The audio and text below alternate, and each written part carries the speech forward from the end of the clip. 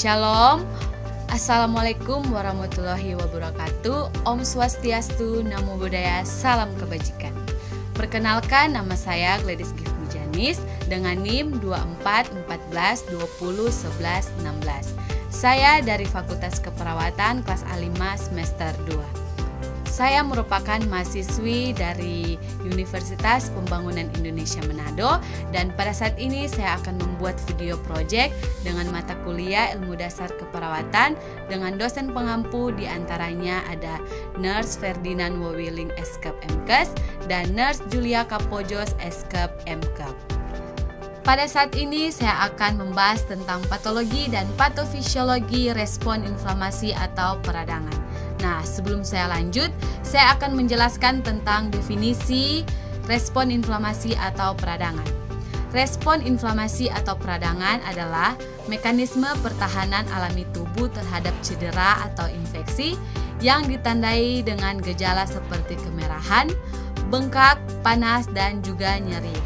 Reaksi ini melibatkan aktivasi sistem kekebalan tubuh untuk memerangkap dan menghilangkan zat asing atau patogen, serta memulai proses penyembuhan jaringan yang rusak. Nah, inflamasi atau peradangan ada dua jenis. Yang pertama yaitu inflamasi akut.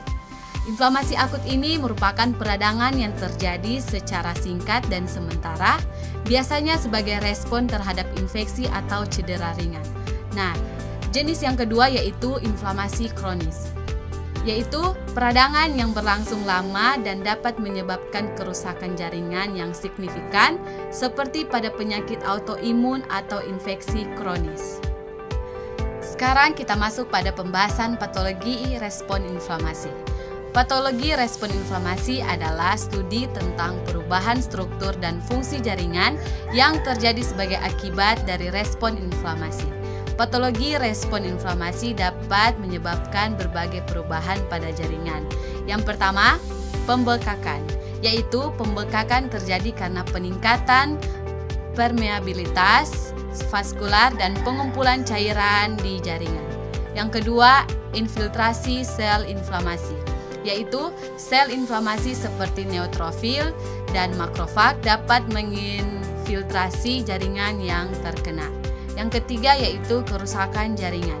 Kerusakan jaringan dapat terjadi karena aktivitas enzim dan radikal bebas yang dihasilkan oleh sel inflamasi. Yang keempat yaitu perubahan struktur jaringan, yaitu perubahan struktur jaringan dapat terjadi karena proses inflamasi yang berkepanjangan. Selanjutnya, patofisiologi respon inflamasi atau peradangan. Patofisiologi respon inflamasi adalah studi tentang proses biologis yang terjadi selama respon inflamasi. Patofisiologi respon inflamasi melibatkan berbagai proses. Yang pertama yaitu pengaktifan sel inflamasi. Sel inflamasi seperti makrofag dan neutrofil diaktifkan oleh adanya patogen dan cedera. Yang kedua yaitu pelepasan sitokin dan kemokin. Sitokin dan kemokin dilepaskan oleh sel inflamasi untuk memicu respon inflamasi. Yang ketiga yaitu pengumpulan sel inflamasi. Sel inflamasi dikumpulkan ke lokasi cedera atau infeksi melalui proses kemotaksis. Yang keempat yaitu penghancuran patogen. Sel inflamasi menghancurkan patogen melalui proses fagositosis dan pelepasan enzim lisis. Dan yang kelima yaitu regulasi respon inflamasi, yaitu respon inflamasi diatur oleh berbagai mekanisme untuk mencegah kerusakan jaringan yang berlebihan. Faktor-faktor mempengaruhi patofisiologi respon inflamasi yaitu ada 4 faktor. Faktor yang pertama yaitu jenis patogen, yaitu jenis patogen dapat mempengaruhi jenis respon inflamasi yang dapat dihasilkan. Faktor yang kedua yaitu lokasi cedera atau infeksi. Lokasi cedera atau infeksi dapat mempengaruhi jenis respon inflamasi yang dihasilkan. Faktor yang ketiga yaitu kondisi imun. Kondisi imun individu dapat mempengaruhi kemampuan tubuh untuk merespon inflamasi. Faktor yang keempat yaitu faktor lingkungan, di mana faktor lingkungan seperti stres, diet, dan gaya hidup dapat mempengaruhi patofisiologi respon inflamasi. Kita masuk pada pembahasan selanjutnya, yaitu tanda-tanda peradangan atau inflamasi. Nah, yang pertama yaitu kemerahan atau disebut dengan rubor, yaitu peningkatan aliran darah ke area yang terinflamasi. Nah, tanda yang kedua yaitu panas atau disebut dengan kalor, yaitu peningkatan suhu di area yang terinflamasi. Nah, tanda yang ketiga yaitu pembengkakan atau disebut dengan tumor, atau peningkatan cairan di area yang terinflamasi. Nah, tanda yang keempat yaitu nyeri atau disebut dengan dolor, yaitu sensasi sakit yang disebabkan oleh rangsangan kimia dan fisik. Nah, tanda yang terakhir yaitu gangguan fungsi, yaitu penurunan kemampuan jaringan untuk berfungsi dengan normal. Sekarang kita masuk pada pembahasan yang terakhir, yaitu tentang mengapa respon inflamasi atau peradangan terjadi. Respon inflamasi atau peradangan terjadi karena beberapa penyebab. Penyebab yang pertama yaitu infeksi. Infeksi oleh patogen seperti bakteri, virus atau fungi dapat memicu respon inflamasi. Penyebab yang kedua yaitu cedera. Cedera fisik seperti luka atau trauma dapat memicu respon inflamasi. Yang ketiga yaitu kerusakan jaringan. Kerusakan jaringan dapat memicu respon inflamasi sebagai upaya tubuh untuk memperbaiki kerusakan. Penyebab yang keempat yaitu reaksi alergi. Reaksi alergi dapat memicu respon inflamasi sebagai respon terhadap zat yang dianggap sebagai ancaman oleh tubuh. Dan penyebab yang terakhir yaitu penyakit autoimun.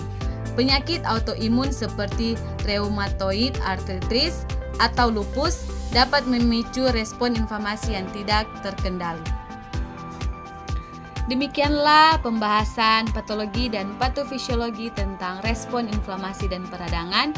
Biarlah itu bisa menambah pengetahuan kita dan bisa berguna untuk kita semua. Terima kasih.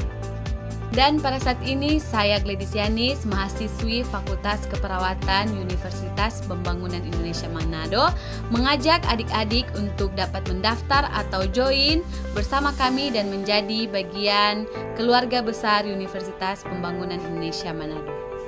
Ini dia kampus yang bebas biaya pembangunan di Kota Manado. Namanya Universitas Pembangunan Indonesia atau yang sering kita kenal dengan UNPI. Sudah terakreditasi oleh Ban PT dan juga memiliki 6 fakultas. Yang pertama Fakultas Teknik dengan prodi Teknik Elektro dan juga Teknik Sipil. Yang kedua Fakultas Hukum dengan prodi Ilmu Hukum. Yang ketiga Fakultas Sastra dengan prodi Sastra Inggris. Yang keempat Fakultas Pertanian, prodi Agribisnis. Yang kelima Fakultas Ilmu Sosial dan Politik dengan prodi Ilmu Politik. Dan yang terakhir Fakultas Keperawatan dengan prodi Ilmu Keperawatan dan juga profesi nurse yang sudah terakreditasi baik sekali. Kampus ini memiliki gedung 6 lantai, dilengkapi dengan laboratorium, perpustakaan yang nyaman, ruang kelas, dan fasilitas olahraga. Sistem belajarnya efektif dan menyenangkan karena diberikan langsung oleh tenaga pengajar yang handal dan profesional dalam bidangnya. Kalian juga bisa mengikuti program magang baik dalam maupun luar negeri. Dan khusus Fakultas Keperawatan, kalian juga bisa mengikuti praktek di rumah sakit dan puskesmas. Dan selain tidak ada biaya pembangunan, pembayaran di kampus ini pun bisa dicicil.